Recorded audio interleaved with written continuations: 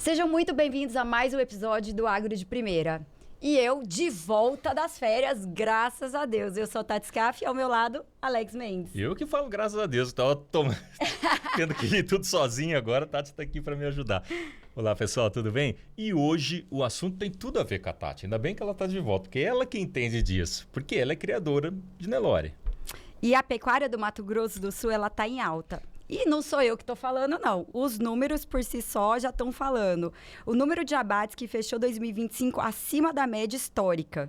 Nós temos esses números aqui, ó. Os dados são da IAGRO, a Agência Estadual de Defesa Sanitária Animal e Vegetal, e do DETEC, que é o Departamento Técnico da FamaSul. De acordo com o relatório, o total de bovinos encaminhados para os frigoríficos subiu de cerca de 3 milhões e 900 mil cabeças em 2024 para pouco mais de 4 milhões e 100 mil em 2025. O valor é 16% maior que a média histórica dos últimos 5 anos. E é sobre o presente e o futuro do boi que vamos falar hoje no Agro de Primeira MS.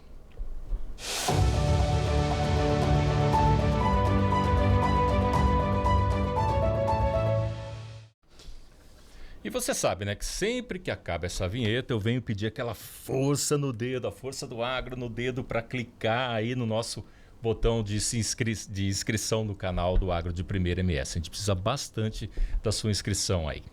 Vamos fortalecer porque, gente, não é fácil, né? Não é. E é importante porque o YouTube ele acaba entendendo que esse conteúdo aqui é de muita relevância e manda para muito mais pessoas. E aí todas essas histórias que a gente conta aqui, toda essa luta do agricultor, do pecuarista de Mato Grosso do Sul e de como eles dão conta de tudo isso e estão sempre em destaque, acabam indo para mais pessoas. Então, ajudando, se inscrevendo no nosso site, você vai estar, no nosso canal, você vai estar ajudando também o produtor de Mato Grosso do Sul. O famoso algoritmo. Vamos lá ajudar, gente. Bom, e hoje o nosso entrevistado para falar da produção e do mercado da carne. E é o presidente da Nelore MS, Paulo Matos. Paulo, muito obrigada por aceitar o nosso convite e seja muito bem-vindo. Eu que agradeço a oportunidade, Tati, Alex, de estar aqui no Agro de Primeira, né, que tem essa audiência fantástica e eu acredito que vai melhorar cada vez mais. Só até está aumentando, graças pela a Deus. relevância que vocês prestam, informando uma coisa importante, que é o setor do agro, que é a mola propulsora da nossa economia. Então, a satisfação está aqui com vocês. Paulo, para começar, o que levou a esses números positivos que a gente acabou de falar?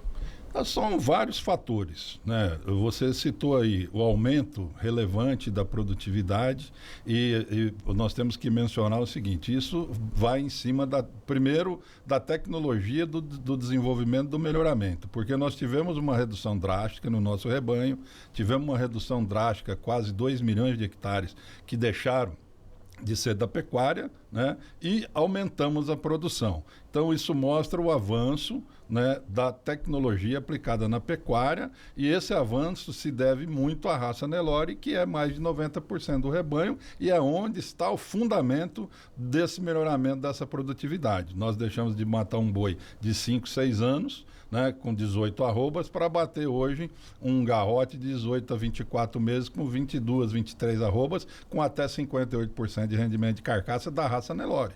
Né? Então isso é a primeira demonstração. A segunda é, em função dessa qualidade e dessa quantidade desse melhoramento da produtividade, nós estamos com uma demanda muito grande de proteína, né, animal no planeta.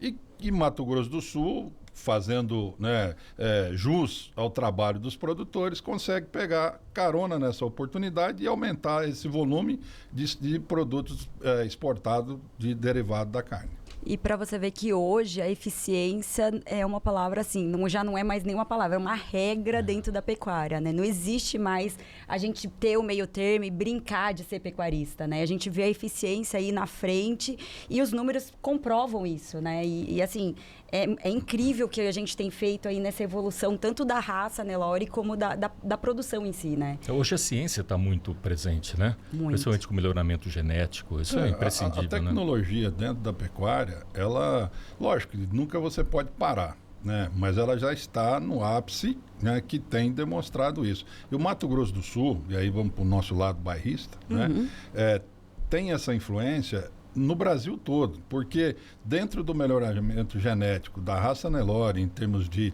sêmen, de prenheses, de embriões, de touros, nós passamos a ser aqui o polo produtor desse melhoramento. Entre os 10 maiores e melhores criadores do Brasil, entre os 10 touros líderes de sumário, 8 aqui do Mato Grosso do Sul. Então, nós impactamos, ao longo desses anos, o trabalho feito no Mato Grosso do Sul, na raça Nelore, da porteira para dentro, com o empenho dos produtores, nós estamos impactando a pecuária nacional, porque a genética, em sua base, em sua maioria, desde o norte, nordeste e no próprio sudeste, é impactada pela tecnologia produzida no melhoramento da raça Nelore aqui do Mato Grosso do Sul. E isso foi pensado como uma associação ou um pecuarista começou a fazer, o outro começou a fazer, porque dos 10, 8 estão aqui em Mato Grosso do Sul, né? Foi coincidência ou não? Coincidência, desafio mesmo para alcançar, né, resultados positivos. E nós dividimos a questão da raça Nelore hoje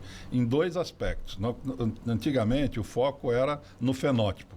Então, você tinha o julgamento nas exposições, julgava o fenótipo racial, todo esse processo. Aí, ao longo dos anos, entrou esse processo da genética. E aí começou o processo de melhoramento genético e abriu 2 vertentes, genótipo e fenótipo. E agora nós estamos caminhando para uma junção desse processo, onde está o genótipo está buscando a raça e a raça buscando a tecnologia embarcada. E isso tudo acaba culminando na ponta, né, que é lá na produção do bezerro, que vai ser o boi, que vai ser essa carne de qualidade que hoje nós estamos exportando. Uma carne com sanidade, né, com muita sanidade, basta ver hoje o Brasil livre de aftosa, sem vacinação, né? Há uma carne com sustentabilidade, porque nós, todos produtores, respeitamos e fazemos mais do que deveríamos fazer na lição de casa com que diz respeito às questões ambientais, e isso tudo tem propiciado que cresça esse mercado e a gente possa estar andando aí e ganhando mercados pelo mundo e no Brasil. Gente, e ó, só para vocês verem, só para eu fazer um adendo aqui, fenótipo e genótipo. Fenótipo é todas as características de fora do boi, assim, as características que a gente consegue enxergar. E genótipo são as características genéticas do boi. Ganho de peso ao dia, peso ao nascimento, precocidade, essas coisas. É porque a gente às vezes como fala é bom pra ter uma pessoas... médica veterinária aqui para explicar. A Tati sempre faz essas intervenções maravilhosas. É porque, querendo ou não, a gente também fala para pessoas que não são da área. Exatamente. Então, a gente aí só explicando o que é. Já coça na hora de falar. E isso tudo acaba culminando não só em melhoria para o produtor, a carne fica melhor para o consumidor, né? Com certeza. Não, exatamente, Alex, a gente estava comentando, né? Há tempo já da gente ter uma carne de qualidade, o Nelore já produz uma carne de extrema qualidade, né? Através desses processos de melhoramento, como a Tati falou, nós influenciamos a precocidade. Então, nós temos a precocidade não só no abate, mas também na reprodução, né? Nós temos a precocidade de desmama, de ganho de peso, mas a gente entra também nesse processo, através dessa evolução genética, no marmoreio, né, que você melhora o índice de gordura entremeado na carne, isso propicia maciez, propicia qualidade, e esse é um processo que hoje tem. Eu falo para você hoje, dentro dos programas de avaliação, a nossa carne Nelore não perde de forma nenhuma para nenhuma raça zebuína, né? Até porque, vou dar um dado aqui, as raças zebuínas que muitas vezes tá com um marketing um pouquinho mais avançado, se não tiver a vaca Nelore de boa qualidade, não consegue fazer o que vem sendo feito no mercado. Então, essa é a força da importância que tem a raça Nelore. E antes da gente seguir só com... vou dar um spoiler aqui, para o pessoal aguardar até o fim do programa, porque ele vai desmistificar um negócio sobre carne aqui no final. Ele me falou... Ou seja, até é o possível. final. Então, é possível. Vai acabar com muitos preconceitos. Vai ver só. Bom, Paulo, diante da escalada do conflito entre Estados Unidos e Irã, que já afeta as rotas comerciais e aí o preço do petróleo, e qual pode ser o impacto direto para a cadeia da carne bovina brasileira, especialmente em custos logísticos, exportações, tanto brasileira como Mato Grosso do Sul? Qual que você acha, assim... Qual o panorama que você tem visto aí à frente da Nelore, você tem visto aí pela frente? Tati, as tentativas de impactar muitas vezes o preço para o produtor, né, ela vem ao longo de anos. Qualquer movimentação que acontece, é uma vaca louca lá no Pará, o tarifaço do Trump, né? A gente Agora sabe a guerra. como é que é. Cada hora é uma choveu coisa. demais. Choveu de menos. Choveu de menos, o pedágio está caro. Existe sempre uma pressão, né, nesse processo. Então, do tarifaço para cá, nós temos tido uma atividade mais forte nessa questão de poder pesquisar e orientar o produtor. Quando houve o tarifaço, a Nelore se prontificou. 2 dias depois, nós tivemos uma entrevista da Associação de Exportadores dizendo que ia suspender abate em N plantas, porque ia impactar. Imediatamente nós pegamos e falamos, essas plantas sequer são exportadoras, não vai impactar no mercado. Estados Unidos compra uma quantidade... Existe uma histeria, né? Estados Unidos compra uma quantidade que não muda o nosso mercado, tem o crescimento do mercado interno e o volume hoje de consumo interno está muito alto, né? E também a abertura de novos mercados. Essa demanda de proteína animal no planeta é muito grande. Estados Unidos está com rebanho da década de 50. Né? Austrália totalmente com rebanho reduzido. Nós temos aqui na América do Sul, Argentina, Uruguai, Paraguai, que são nossos concorrentes. A carne mais barata da América do Sul, comparada com a nossa, nós somos a carne mais barata. Depois o Paraguai, que hoje está $13 acima da nossa, a Argentina, Uruguai. Então, além de termos qualidade e volume, né, nós ainda temos o melhor preço. Isso tem dado seguro. Aí, outro passo que a Nelore tem feito, nós temos buscado, Tati, pegar esse produtor que está fazendo essa lição brilhante da porteira para dentro e buscado trazer, através de palestras, de eventos, de feiras, né, uma oportunidade para que ele possa interferir, Alex, e se ligar na questão dos mercados de capitais. Então, eu tenho feito vários eventos, várias palestras, né, ligadas ao mercado de capitais no agro. Por quê? Porque isso faz com que o nosso produtor pare de ficar esperando o que vai acontecer, se vai chover, se não vai chover, se vai fazer seca, se o frigorífico vai manter. Então, quando ele começa a aprender a lidar com travamento, com put, com bolsa, né, ele começa a ter uma segurança maior na sua produção. Porque antes quem fazia por ele? Ninguém fazia. Ou ele contratava alguém? Até não tem nem essa cultura, né? Então, nós estamos começando novo, né? a colocar essa cultura através de palestras, fazendo parcerias, né, com entidades do setor, né, com corretoras, né, com fundos de investimentos, para que a gente possa estar dando essa tranquilidade. Isso já é um ponto importante. À medida que o produtor começa a acessar mercados de capitais vinculado à sua estrutura produtiva, que já é de ponta, ele começa a ter um resguardo na sua produção e condições de fazer um planejamento econômico financeiro daquilo que ele está produzindo. E isso dá para ele mais tranquilidade para ele poder não ficar sujeito a essas questões de mercado. Né? Na prática, como eu não sou produtor, muita gente também não é, na prática, como funcionaria? Por exemplo, ele vai entender como está o mercado, aí ele espera para Ele entende como está o mercado, ele estuda as possibilidades do mercado futuro e ele tem a opção, por exemplo, de fazer um travamento do preço ou comprar um seguro que garanta que daquele preço para baixo ele não perde e dali para cima ele ganha. Então isso dá uma tranquilidade. Você imagina, você trabalhar, você faz a conta. Eu vou fechar 100 boi, né? Pô, esse boi me custa tanto de valor da carcaça, eu vou gastar tanto de diária, tem isso de imposto e tal, vou ter um ganho de peso X, esse boi vai me custar tanto. Eu preciso ter uma margem de ganho nesse boi. Eu vou para o mercado, procuro o melhor momento, melhor espaço, faço um travamento ou compro um seguro, que é uma put, num determinado valor, garanto ali a minha rentabilidade, fico sem risco. E se porventura esse mercado vier subir, no caso do seguro, eu posso ainda ter o ganho da diferença com garantia de não ter perca. Né? Aí na conclusão dessa questão da guerra, começou a guerra, nós tivemos um filme parecido. Veio lá o presidente da Associação de Exportadores dizer, o mundo vai acabar. Vai acabar porque não vai ter como botar mais carne. E a gente já estamos se prontificando a falar com o produtor. Presta atenção, vamos com calma, né? E isso porque nós estamos num bom momento, né? O bezerro está com bom preço, a arroba está chegando num patamar que nós estamos em 2021, ou seja, nós não estamos nem corrigindo a inflação ainda do preço, mas estamos chegando num patamar e nós precisamos muita atenção nesse momento, né? Agora, com relação ao mercado, o que acontece? A avaliação nossa é que a guerra não vai impactar na compra de carne desses países, porque tem países do Golfo que depende 80% de importação de alimentos. Né? O que pode ocorrer, justamente, é o que mais pode impactar a questão do custo do frete, o custo do seguro. Muitas vezes uma logística, um caminho um pouco mais distante, né? Mas isso também nós temos que dividir essa conta ou transferi-la, né, para o exportador que vem ganhando dinheiro ano a ano, né? Só o ano passado, além de ter um volume maior de exportação, o valor exportado foi a 25% maior que 2024. Né? Então, o exportador também tem ganho dinheiro. E essa conta, talvez, dessa logística possa, né, ser impactada para o setor de exportação. E nós precisamos segurar o mercado da produção para que a gente não deixe o produtor exposto. Então, são valores importantes exportados para esses países, volumes importantes, mas que eles, independente de guerra ou não, eles não têm por onde sair. Eles vão ter que comprar carne brasileira, frango e outros produtos nossos.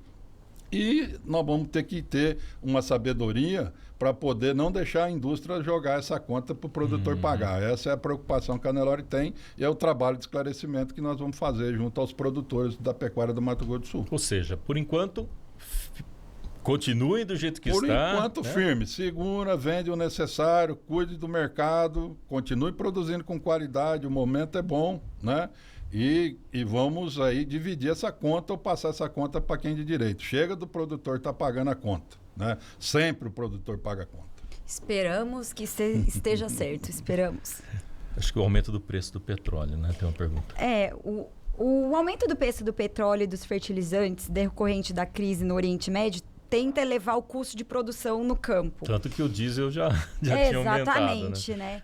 E impacta a pecuária de corte em estados como Mato Grosso do Sul. Qual que você acha que esse impacto vai ser diretamente, impacto na produção? Porque a gente sabe que o petróleo está aí, está aumentando, então a gente sabe que logística... Os próprios fertilizantes. Fertilizantes também das áreas ali, das regiões, o que também pode dificultar bastante a nossa produção. Não, com certeza isso pode ter um impacto, né, na questão do combustível, principalmente o Brasil cometeu agora num passado recente, não vamos falar muito de política, mas...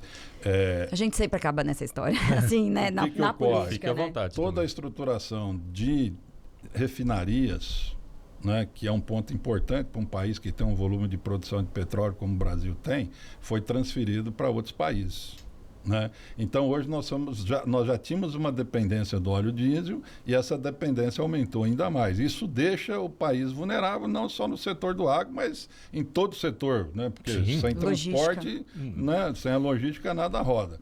Mas a expectativa nossa é essa. A gente tem visto alguns movimentos, vocês devem estar acompanhando também, né? Os países se preparando, então os países estão colocando reservas à disposição, né? E a gente precisa se organizar. Tivemos uma ação do governo agora, tirando, né, dois impostos, aí também taxando a exportação de petróleo para fazer com que o produto fique no Brasil. Então, são ações que a gente espera que dê resultado, né? Mas há realmente esse risco e a gente torce para que essa guerra termine logo, né?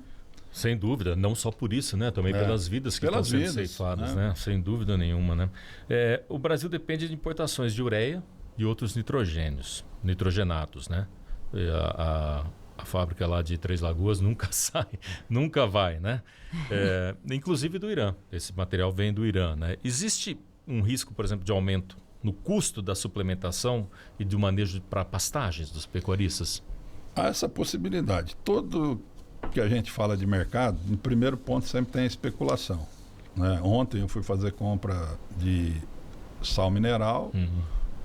Não vou citar o nome aqui para não fazer o merchandising, né? Mas já teve um aumento significativo, quase 12% numa bolsa de sal. Nossa.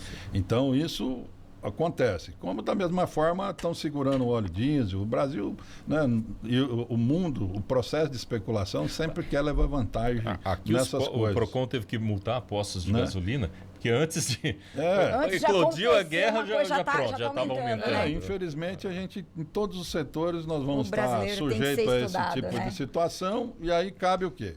Calma, paciência, né? Sem dúvida. Por conta para não entrar nesse jogo do especulador. Isso é importante, né? Ter essa paciência. Essa paciência, tem que ter paciência porque as coisas acabam se acomodando, né?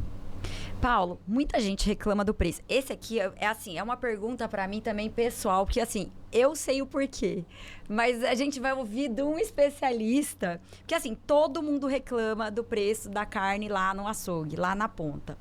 Me explica pro pessoal aí, o papel do pecuarista nessa definição do preço final lá do consumidor. Impacta, não impacta, decide, não decide? Qual que é o papel do produtor? Tati, eu venho falando isso já faz tempo, né? E acabei de falar de um setor aqui que é o setor exportador e agora vamos para o varejo, né? Vamos dar um exemplo. Em 2021, 2022, nós estávamos com um preço de 350, 340 na arroba, a carne estava com X preço no açougue. Nós viemos para uma arroba de R$180 e a carne não baixou R$1.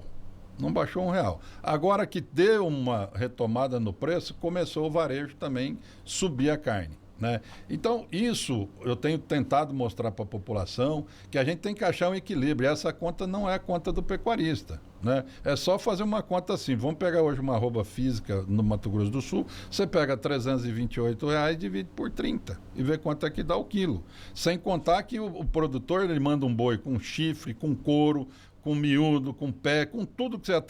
como se diz aquele velho ditado, né? Até o berro do boi é aproveitado. Até o berro e o do pecuarista boi. Só recebe a carne. Então, nós precisamos achar um equilíbrio, né?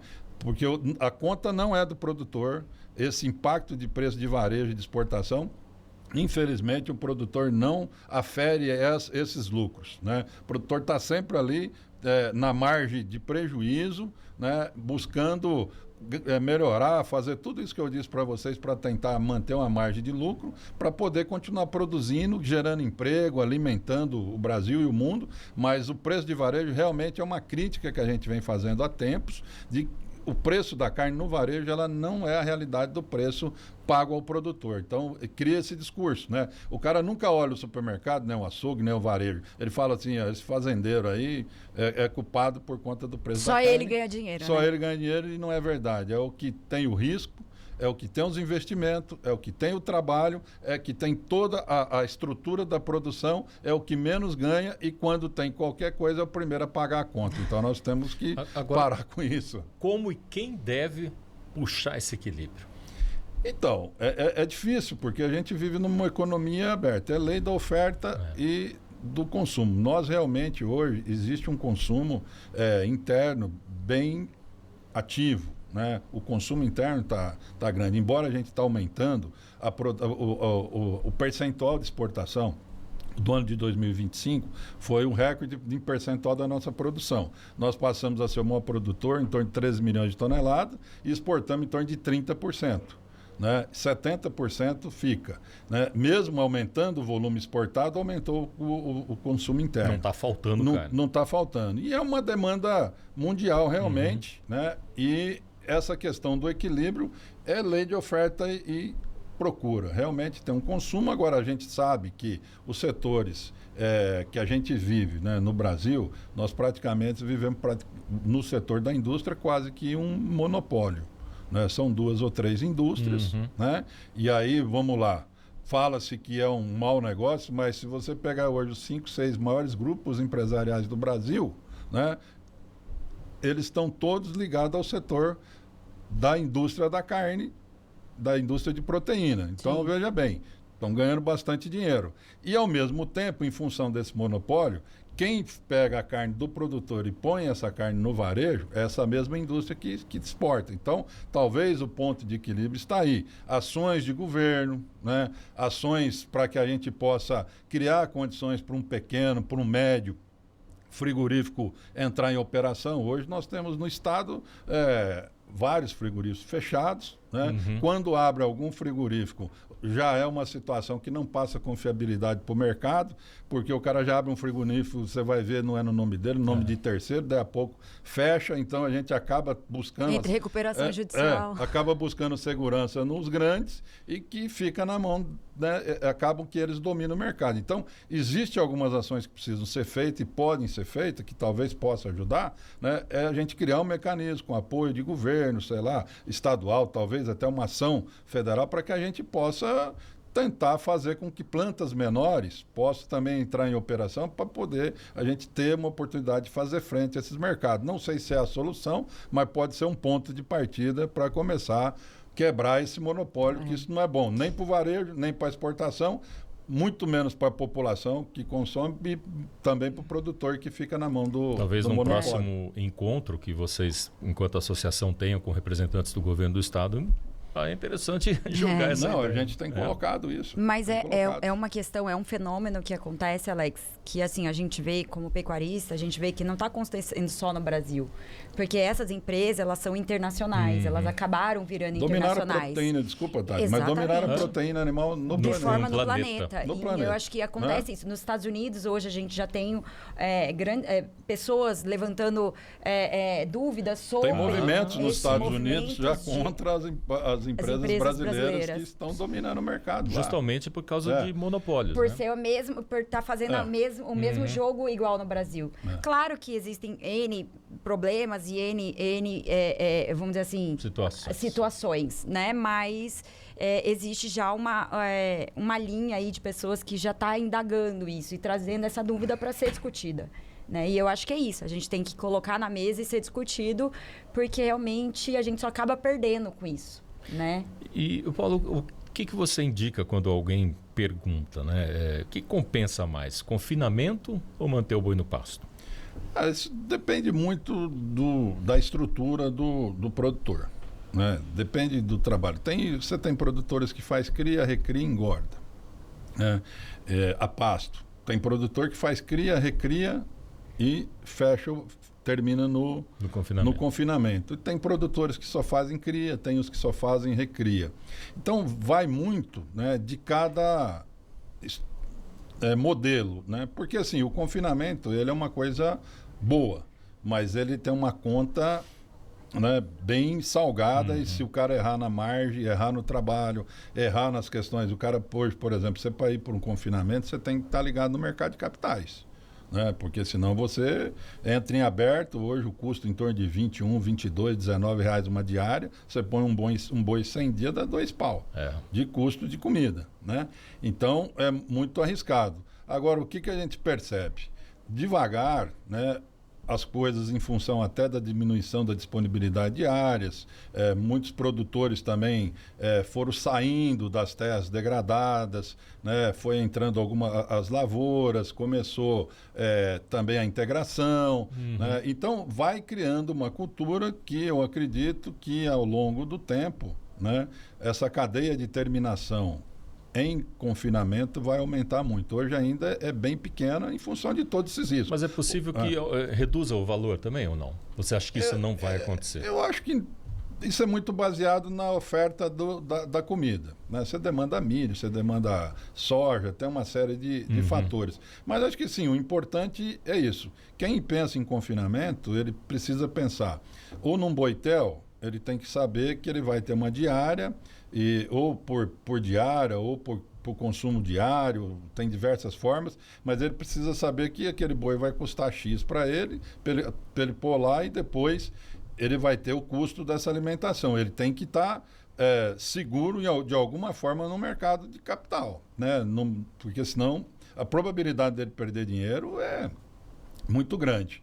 Mas ao longo do tempo isso vai acontecendo de melhorar. A gente também, inclusive, estamos defendendo algumas coisas e estamos buscando, numa oportunidade, falar com o governo, né, para a gente também criar um incentivo, de alguma forma, né, para incentivar o produtor a confinar na sua propriedade.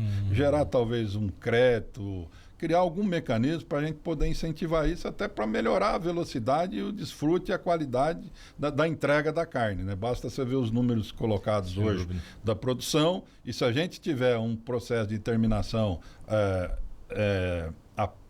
no coxo, né, nós vamos aumentar com certeza a nossa capacidade produtiva, né? Muito a velocidade. Bem interessante. Ô, Paulo, a venda de sêmen para gado de corte, ela cresceu em 10% em 2025.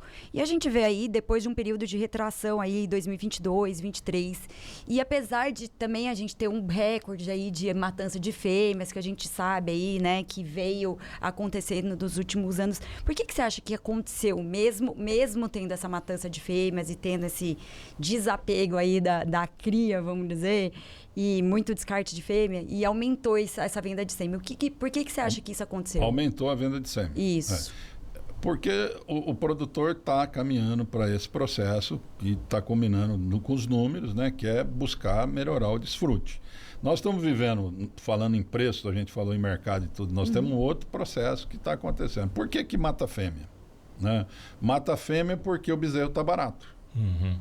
Aí você começa a matar a fêmea, porque o criador, né, ele é uma ponta a mais importante dentro da cadeia, porque sem o bezerro não existe o boi, né? Mas ele começa a ficar sufocado financeiramente de uma tal forma que ele precisa matar a fêmea. Quando ele começa a matar a fêmea, ele mata a vaca, depois ele mata a novilha, e aí começa a ter problema de bezerro, né? Esse é o ciclo pecuário, né? Aí, pô, bezerro sobe, que nós estamos vivendo agora, bezerro até R$20, 21 quilos, né? Aí o que ocorre? Pô, todo mundo fala, agora o bezerro tá bom, eu não vou mais matar minha fêmea, vou comprar bezerro, vou recriar e começa o ciclo de novo, né? Mas esse processo é um processo que eu defendo, que em função de todas essas ações que a gente vem tomando, de esclarecimento, nós fizemos 2 feiras recentes, que é a Expo Genética, fizemos 24, fizemos 25, trouxemos vários palestrantes, técnica, desenvolvimento, melhoramento, reprodução, mercado de capitais, né? A gente entende que esse ciclo, ele precisa adquirir um processo linear para que o produtor possa ter um preço justo do bezerro e que a cadeia possa funcionar de forma justa e você não precisar de tanto sofrimento, né, para poder chegar onde a gente chegou. Por quê? O produtor de bezerro, ele geralmente é o mais sacrificado. Então, você veja bem a situação. Quando começa a faltar o bezerro está caro, ele não tem o bezerro. Aí ele retém a fêmea. Ele retém a fêmea. Quando ele tem bastante fêmea, que ele vai ter bastante bezerro, o bezerro cai de preço, entendeu? Então, essa evolução que a gente quer trazer para a pecuária, né? Essas condições, acho que o melhoramento genético, a força da associação, do Nelore, dos nossos produtores de genética, isso é uma coisa hoje que não se discute. Nós precisamos agora criar essa gestão, e eu tenho convidado todos os criadores de Nelore, não precisa ser Nelore de pista nem de genético, para se associar, né, a nossa associação, para a gente estar cada vez mais se fortalecendo e entendendo esses problemas. Eu acho que nós temos que buscar um equilíbrio onde o tempo todo o bezerro tem um preço que dá um resultado para o seu criador, que o recriador tem a sua margem e que o cara que termina também mantém a sua margem. Então, eu acho que esse é o ponto de equilíbrio importante que precisa ser feito na produção, na cadeia da produção, e eu acredito que ao longo do tempo isso vai acontecer, porque isso acontece em outros países e nós precisamos fazer isso aqui no Brasil. Será que o aumento na compra de sêmen tem a ver também com essa busca pelo melhoramento genético e aí compra? Exatamente. Isso mesmo, né? Você vê, a facilidade hoje, através do sêmen, é o seguinte: você pode comprar um sêmen de um touro, que ele não está disponível no mercado, né? Que tem um sumário e as características dele que atende bem o seu rebanho, e você tem condição de usar esse touro em 500, em 1.000 matrizes, você entendeu? Usando ali sêmen de 20, 25 reais uma dose. Então, isso faz com que ele tenha um bezerro. Aí isso vai impactar lá. Nós desmamava, Tati, ali da região de Aquidauana, bezerro de 160 quilos, era poxa, desmamei um bezerro de 160. Hoje o bezerro desmama com 260, 270. Caramba. Muitas vezes, dependendo hoje, tem criatórios, estou falando de Nelore, tá?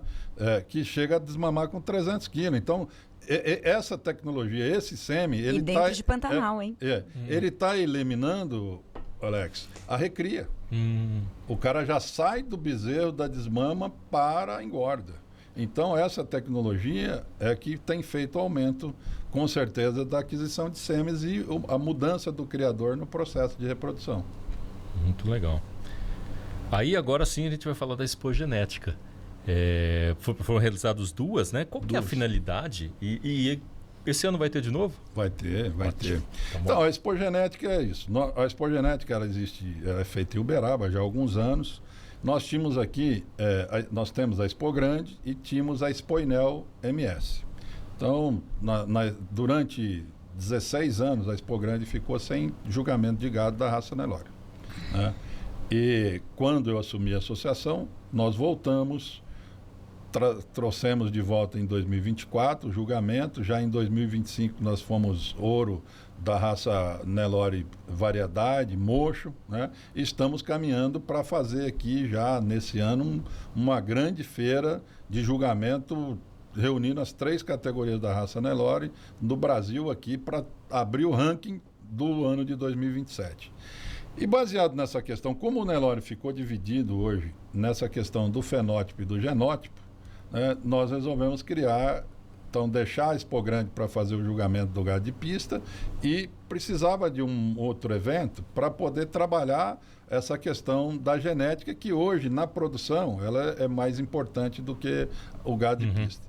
E aí criamos a Expogenética MS, que fizemos a primeira em 2024, que foi uma surpresa por ser a primeira.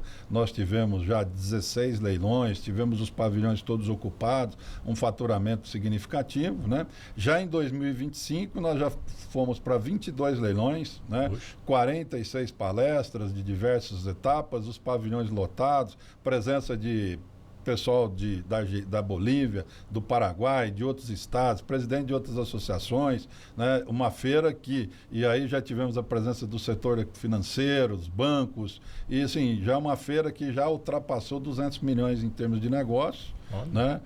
Nós fazemos também junto uma parte do entretenimento, colocamos Mato Grosso do Sul no roteiro do entretenimento e do esporte, né? Que é montaria em touros, né? Que é uma etapa do Mundial de rodeio, né? Aqui no Mato Grosso do Sul já foi a segunda, esse ano vai ser a foi PBR, terceira, né, ano passado, a PBR, né? E esse ano já confirmado. Então, assim, as 25 principais montarias que disputam o ranking mundial passa por aqui. Nós tivemos aí, dentro desse processo, nós fizemos em 2024 o primeiro leilão de touro de montaria, né? Olha. Esse ano nós teve um touro recordista de quase R$800 mil. Esse ano já teve um touro que ultrapassou 50%, mais de R$1 milhão. Né? Então abrimos uma outra linha, que é a genética de touros de pulo. E isso, né, tem fomentado a economia do nosso estado. É um evento importante. Esse ano é um evento que cresce, né? A gente já tem uma sinalização. Nós temos os 2 anos, nós lançamos o evento em agosto, né?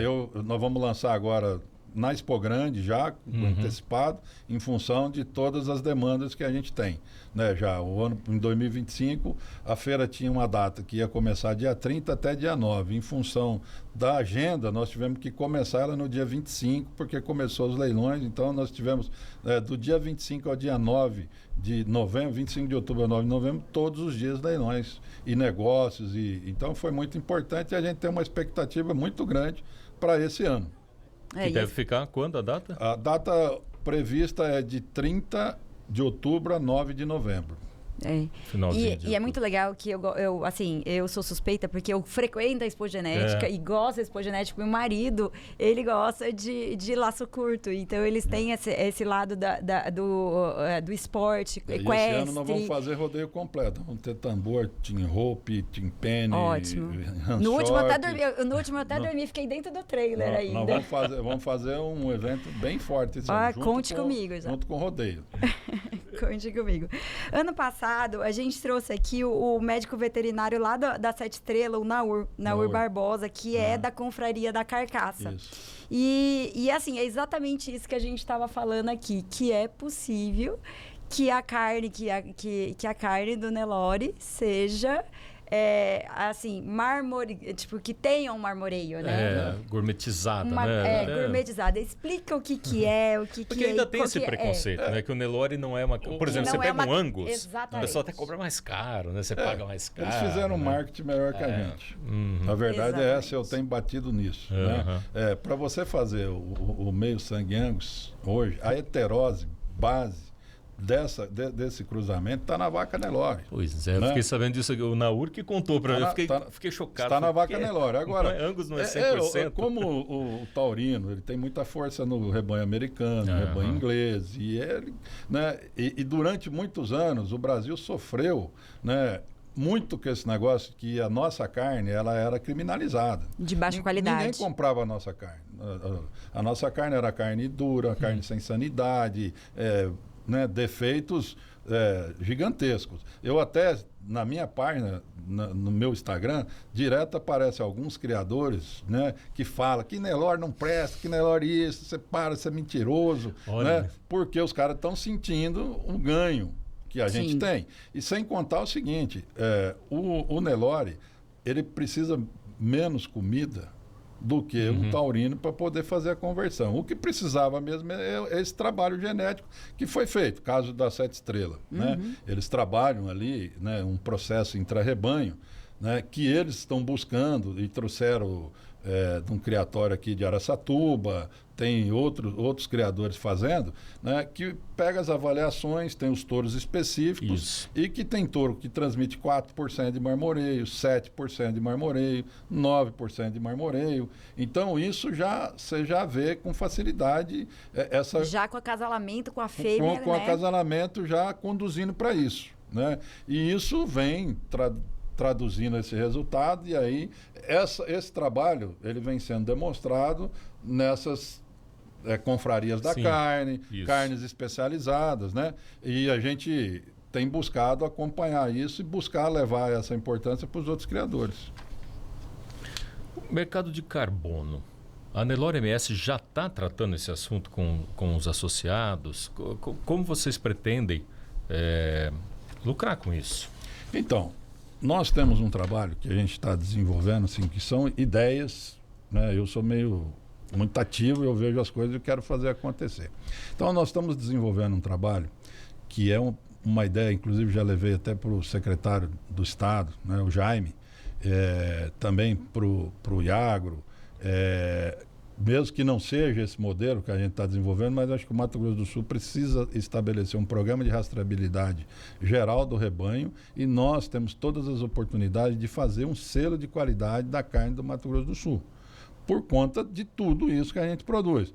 Como a Tati falou, nós temos fazendas no Pantanal produzindo carne de extrema qualidade, com melhoramento genético, e nós temos que aproveitar isso, né? Se você não der valor àquilo que você produz, né, esperar que alguém venha de fora e falar, não, eu vou valorizar o teu produto, nós vamos demorar muito mais tempo. Se a gente fizer um trabalho de rastreabilidade, né, e com isso aí vou respondendo, né, a questão do meio ambiente, né? Então, nós estamos tentando desenvolver um programa de rastreabilidade que envolve a rastreabilidade do animal, mas também os programas, né, das propriedades nessa questão da sustentabilidade, envolvendo inclusive essa questão do crédito de carbono. Por quê? Nós temos uma reforma tributária que começa a ganhar validade aí. Esses incentivos fiscais hoje que é dado para o precoce e tudo, isso vai ter que acabar. Né? Vai acabar por força da lei, eu imagino. O que a gente está propondo dentro desse nosso programa de rastreabilidade? Que aí esse benefício, né, ele possa ser colocado dentro do programa de crédito de carbono, de sustentabilidade, para poder remunerar o produtor no trabalho de tecnologia e de genética, de sanidade, mas também usando a questão dele, né, da sustentabilidade, para que ele possa receber um valor positivo. E aí buscar o respaldo, ou seja, de um organismo estadual, para que a gente possa criar ou participar de alguma bolsa, de algum mercado específico, e aí, através disso, disponibilizar esses créditos de carbono que todas as propriedades vão aferir e fazer com que isso remunere o produtor, não só pela sustentabilidade, mas incluindo isso dentro da qualidade produzida por ele. Então, é um trabalho que a gente está fazendo. Nós temos técnicos importantes que participam de todas as câmaras de discussões de sustentabilidade e rastreabilidade do Brasil, trabalhando para a Nelore, né? É um trabalho que eu comecei já em 2024. Esse ano, provavelmente, na abertura da Expo Genética, nós vamos fazer a apresentação desse programa, né? E tentar ver se a gente consegue colocar isso de pé, ou com apoio governamental, institucional, ou dentro de um processo inicial da associação, junto com os produtores, buscando fazer aí alguma coisa que possa dar esse sentido no que nós estamos pensando. Sustentabilidade, remuneração para o produtor, manter a qualidade, manter a genética, já pensando que na frente esses incentivos fiscais vão deixar de existir e nós precisamos remunerar esse produtor cada dia mais. E o que é mais importante também nesse nosso projeto, Tati, hoje, quem recebe sobre o precoce, sobre os benefícios, é só o terminador. O recriador ou o criador, ele não recebe. E dentro desse nosso programa, né, desse modelo que a gente quer colocar de rastreabilidade, o animal seria rastreado desde o início do nascimento até a finalização, e tudo que for aferido dentro de cada etapa ele recebe pela cadeia, né? Esse Sim. controle tudo em blockchain, então o animal mudou de lugar, ele vai ser definido e aí todo mundo pode estar se beneficiando. Aí isso vai fazer com que a gente melhore ainda mais a qualidade do produto da cria lá na frente, que vai ser esse boi. Sem dúvida nenhuma. Porque hoje todos os benefícios vão para o terminador. Né? O cara que está lá fazendo um bezerro de qualidade, que vai ser esse boi precoce, ele não recebe nada. Né? Então a gente está pensando nisso também dentro desse modelo. Não é fácil, é uma iniciativa de uma associação Sim. estadual, né? Uma associação que a gente está tentando fazer. E é uma mudança de mentalidade. Mudança de mentalidade, mas eu acredito que é uma grande solução em todos os aspectos. Da sustentabilidade, da rentabilidade, da garantia de segurança da sanidade e melhoramento do nosso rebanho, e a gente poder chegar num selo de qualidade da carne do Mato Grosso do Sul. Eu tenho certeza que se nós começarmos isso e vender o que a gente está fazendo, vai ser muito mais fácil do que a gente esperar alguém chegar e falar assim, ó, eu quero que você faça desse jeito, se você fizer eu vou comprar. É muito mais fácil a gente oferecer Exatamente. o produto do que a gente... não, mas isso aqui, você tem isso, mas eu queria algo mais. É muito mais fácil você agregar o algo mais do que você esperar que alguém venha aqui dizer para você o que você tem que fazer. E o que a gente percebe é que ao longo dos anos, os grandes mercados que são compradores, a China e outros mercados que vão se abrir, nós estamos tentando o Japão, a Ásia como um todo, países que já têm um outro controle, em breve vai ser colocado, nós só compramos carne se for rastreada nessa condição. Então, acho que nós precisamos fazer isso aqui no Estado. É uma demanda que a gente tem colocado junto à nossa associação, mas também para as instituições e até para o próprio governo. E eu vou pegar o gancho da rastreabilidade para contar aquela história que eu falei lá no início, que ia desmitificar algo sobre Fiquei curiosa. A carne. Então, vamos lá. Tem a ver com rastreabilidade porque ele vai contar um caso que tem a ver com uma carne rastreável, mas para chegar no ponto que a gente quer, que muita gente, quase que a maioria, pensa que carne boa é só carne de boi novo. Então, por favor, Paulo, desmistifique isso. A minha opinião, é uma carne de vaca velha, né?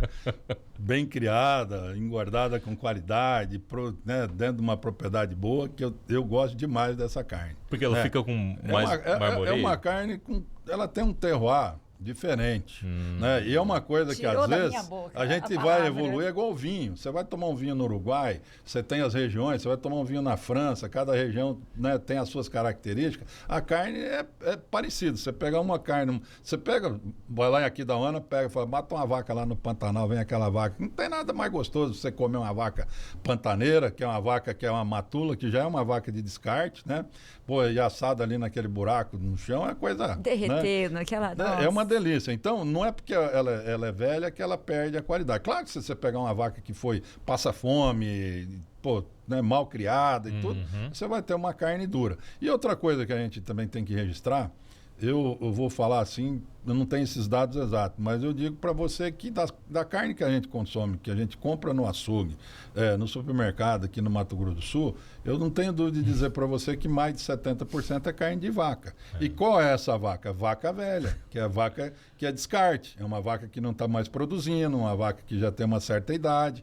Então, E é uma carne que todo mundo come, muitas vezes sem saber que é carne de vaca. Né? Às vezes você vai num açougue, você vê aquela picanha linda, bonita, gordura amarelinha, tudo. Você fala, opa, me dá essa picanha. Aí você já na sua cabeça você imagina, pô, isso é um baita de um boi de 18, 20 meses. Né? E na verdade é uma vaca de 12, 13 anos e que você vai levar e vai comer e é uma carne de qualidade. E existe mercado, né? Conta a história da... Existe, né? Eu fiz um comentário aí falando de rastreabilidade.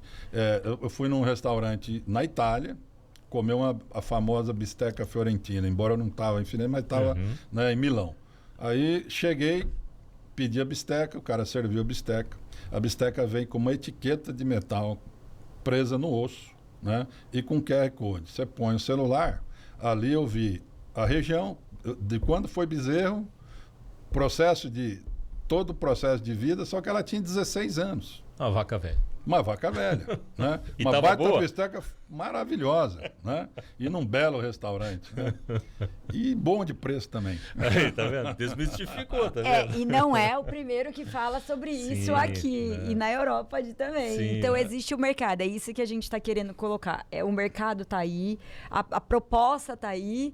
Vamos começar a colocar isso dentro de, né, São Paulo dentro já do tem mercado. restaurantes especializados em carne, tá? Que já está no cardápio a carne de vaca velha. Olha só, tá virando uma grife. Já está virando uma grife por conta... todo um processo de evolução, né? Você tem as etapas, você vai construindo e vai chegando. Aí quando você está no ápice, aí começa a aparecer os diferenciais né, de mercado. Então, hoje São Paulo tem grandes churrascarias, inclusive tem filiais de churrascaria argentina, uruguaia, que tem em São Paulo, que você já tem a carne de vaca velha, né? Especificada no cardápio. Olha, só falta o QR Code já. Exatamente. Falando em tecnologia, né, sobre a produção, de que forma a inteligência artificial pode ajudar na produção ou ainda está distante da pecuária? Eu acho que a inteligência artificial ela ainda está um pouco distante da pecuária, até porque essas ações da produção de alimentos, você tem informação, você tem condição de melhorar uma série de fatores. Hoje você pode fazer, por exemplo, acasalamento. Né? Você pega lá uma vaca e pega ela e coloca no sistema e o próprio sistema te dá o acasalamento que você pode colocar e já te dá toda a avaliação da cria que vai nascer em função daquele acasalamento. Você já faz usando a informação e a inteligência artificial. Tem muito ainda para avançar, né? Eu acho que está muito distante ainda, mas eu acredito que isso vai chegar o mais perto possível, né? Agora, eu sempre costumo dizer, fazer tecnologia, algumas coisas são mais fáceis hoje do que fazer o que a gente faz. Na prática, ali, né? Produzir a comida, né? Então, isso é uma coisa que ninguém vai mudar, né? A importância dessa produção que nós fazemos, que os produtores fazem. Então, acho que a inteligência artificial vai somar de diversas maneiras, mas nós vamos ter que ter ali o capim, o pasto, a nutrição de qualidade, o trabalho, o empenho do produtor, levantando 4 horas da manhã, né, trabalhando até as 6 da tarde e cuidando do seu rebanho para poder oferecer um produto de qualidade. Isso não vai mudar muito. Bom, Paulo, esse ano a gente tem eleições presidenciais. O que o presidente eleito precisa fazer pela pecuária brasileira? Olha, eu sou um pouco cético nessas questões políticas. Eu já estive do lado da política, fui secretário, já fui presidente de partido, então eu estou muito cuidado para poder falar. Eu acho que nós precisamos de um jogo político no Brasil. Primeiro que eu avalio que no modelo político que nós vivemos, o presidente tem importado muito pouco. Né? Nós vivemos, na minha avaliação, a gente vive uma ditadura política partidária, onde os presidentes de partido dominam uma bancada de parlamentares, de senadores, onde você tem fundo partidário, fundo eleitoral, financiamento de fundações, um volume de dinheiro gigante na mão desses presidentes de partido que dominam uma bancada e que seja quem for o presidente que está lá, eles estão com metade do governo, um pouco mais, fazendo essas barbaridades que a gente está vendo acontecer no Brasil. Né? Então, assim, eu tenho esse pensamento. é muito complicado a política no Brasil, a gente falar, diante desses fatos. É até desanimador. Eu vejo assim, o setor produtivo faz tudo acontecer, independente da política. Eu acho que a política só atrapalha, né? Atrapalha em vários aspectos, mas vende uma solução que defende o setor, mas na hora de fazer as discussões que beneficiam o setor, você não vê ninguém. Né? Defende o outro lado, mas também o outro lado, que é o lado, né, tido esquerda e direita, também ninguém faz nada. Então fica aquele discurso para dizer, olha, eu falo que eu te defendo para ter você, e eu falo que defendo lá de cá para ter você, jogo vocês dois, um contra o outro, e nós passamos no meio. Né? Nós dividimos para governar. Então eu vejo assim, um problema... Desculpa aí meu posicionamento, Imagina. mas eu vejo uma questão seríssima na política brasileira por conta desse modelo. Acho que o Brasil precisa começar, que acho difícil o povo não se mobilizar. Né? Nós precisamos de uma reforma política, mudar o sistema. Né? Sou contra a reeleição, sou contra financiamento público. Eu acho que isso é um processo que foi criado que só prejudica o processo brasileiro. Não sei se a gente consegue mudar. Agora, vamos lá na sua pergunta direta, né? O próximo presidente, seja ele o que está ou o que vier, precisa entender o seguinte: o Brasil tem várias vocações. Nós temos a vocação do turismo, nós temos um campo industrial importante para crescer, nós somos um país que, se as coisas andassem bem aqui, ninguém... Né? Ninguém seguraria. Felizmente, nós temos uma vocação que essa ninguém pode mudar. Nós temos condição de alimentar o planeta. Nós temos energia limpa, nós temos qualidade, nós temos sanidade, nós temos uma estruturação ambiental. Então, tem que ter um respeito por esse setor, né? Valorizar, cuidar. Hoje, poxa, nós estamos vivendo aí, depois de 4 anos de seca, né? Pô, lavoura, preço ruim, taxa de juro, produtor quebrando, né? Nós tivemos um advento, Alex, que foi colocado, votado, que é uma alienação fiduciária de bens, né, que tinha um discurso de dizer que ia aumentar a oferta de crédito e reduzir a taxa de juro. Né? Isso pegou o produtor desprovido sem saber o que ele estava fazendo e, na verdade, ele captou dinheiro, deu a terra dele, né, numa alienação fiduciária, ele demora para pagar, o cara vai no cartório, o banco vai, recolhe o ITBI e toma a terra do cara. Entendeu? E o juro não diminuiu, não aumentou a oferta de crédito. Então, essas questões precisam ser olhadas e com urgência. Com urgência. Por quê? Porque nós estamos tirando aquele que tem vocação para trabalhar, estou falando especificamente, sim, até hoje, mais um pouco da agricultura do que da pecuária, que o pecuarista ele não gosta de dívida, né? E quando tem também a oferta de crédito para ele é pequena, então é mais... Mas assim, nós estamos vivendo isso, né? E um setor tão importante. Muitas vezes o pessoal fala, não, mas o produtor, pô, chega de dar dinheiro para a agricultura, isso é... Não tem isso. Nós precisamos... A agricultura e pecuária é subsidiada no mundo inteiro. O maior subsídio que nós temos nesse setor aqui no Brasil é quando diz que tem um plano safra e te empresta dinheiro a 17%, 18% ao ano. Esse é o subsídio. E que a gente tem que pagar. Esse é o subsídio. E que a gente tem que pagar. Esse é o subsídio que todo mundo critica, que o setor diz que o setor tem. Então, quando você tem um pequeno produtor que encaixa hoje, a taxa mais barata é 12%. Né? E numa produção, se você fizer conta de qualquer setor, você trabalha com 10 a 12 se der tudo certo. Então, ou seja, se der tudo certo, você vai fazer só para pagar o juro. Então, essas questões precisam ser olhadas. Eu vejo com muita importância as bancadas, sabe? Na hora de eleger o seu deputado federal, seu senador, entendeu? Né? Nós precisamos olhar quem realmente vem, sabe? Falar, não, eu vou interferir para que essas coisas melhorem.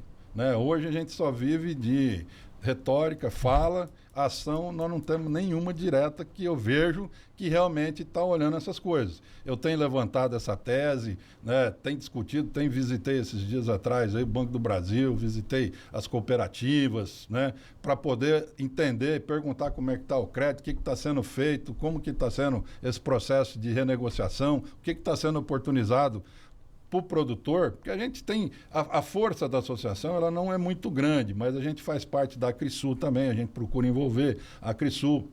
Eu sou conselheiro, né? A gente tem todo o respaldo ali também do Guilherme, para a gente tentar achar a solução. Mas no quadro da política, essa é a expectativa que eu vejo. O futuro presidente, seja ele quem for, precisa entender a vocação que nós temos, resolver esses problemas desses endividamentos, apoiar o setor para valer, né? Buscar manter as aberturas de mercado, ampliar cada dia mais, ter linhas específicas para tecnologia, para investimento, para mercado, né? Olhar o setor, porque aí muita gente fala, mas um produtor não gera tanto emprego assim. Se você pegar os números diretos, já são um número gigante. Eu não tenho isso aqui de pronto para te falar. Mas aí você pega o setor da economia brasileira, né? Compra de máquina, caminhão, trator, equipamento, abastecimento, venda de hora de dia, nutrição, saúde, tudo, né?